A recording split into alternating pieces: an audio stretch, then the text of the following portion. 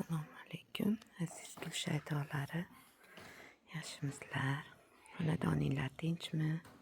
Sog'liklaringlar yaxshimi? Salada salamay yuribsizlarmi?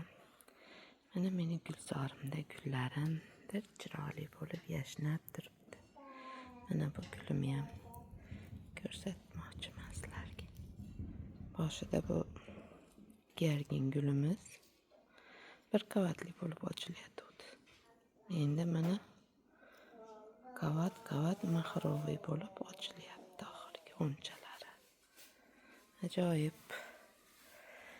Bo'lgan gullarimiz ham chiroyli bo'lib o'sib turibdi. Mana klassikalarimiz. Gulzorimiz yashnab ko'rkirab turibdi. Aytdi, yostona gullarimiz ham chiroyli bo'lib shoxlayapti. Chiroyli shoxlab olsa, yana keyin ochiladi. Bu usti gullarimiz. Mana bu floks gullarimiz ham juda ham xushrang bo'lib ochilyapti. Ko'zni quvnatadi. Buni har bitta shoxidan mana g'unchalab turibdi. To'xtovsiz ochiladi hali. Pastki shoxlarida ham rosa g'unchalari ko'p. Hamma gullarimiz chiroyli bo'lib o'syapti. Bugun biz dam olishga Perivalga Olmazor degan joyga bordik. Bu yerda bir ajoyib xrizantema sortini ko'rib qoldim. Kichkina shoxchasidan olib kelib mana ekdim. Mayda tugmacha bo'lib ochiladigan globus xrizantema ekan. Juda chiroyli ekan. Kichkina shoxchasidan egasidan so'rab olib keldik. Ekib qo'ydik endi. Xudo xohlasa tutib ketishini chin yurakdan xohlayman.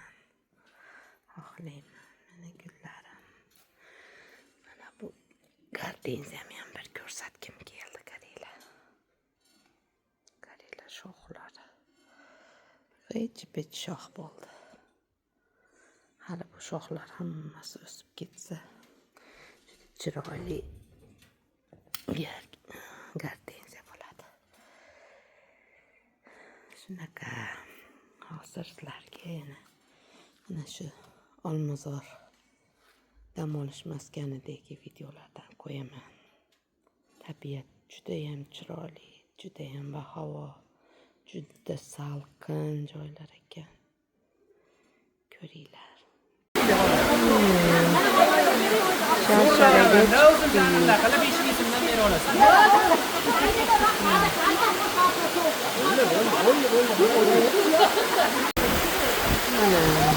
sharshara.